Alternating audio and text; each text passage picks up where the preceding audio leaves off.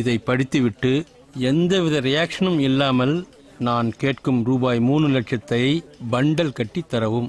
இல்லை என்றால் துப்பாக்கியால் சுட்டு கொன்று விடுவேன். அதுதானே? தெரியுதுல்ல, அப்புறம் என்ன பக்கத்துல டிஸ்கஷன்.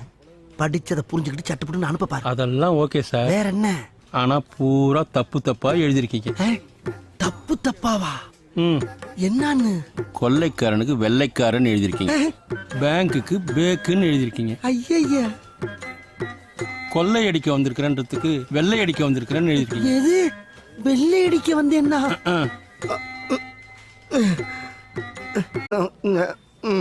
ரூபாய் 3 லட்சத்தை பண்டல் கட்டி தரவுன்றதுக்கு பதிலா சுண்டல் கட்டி தரவும்னு எழுதிருக்கீங்க.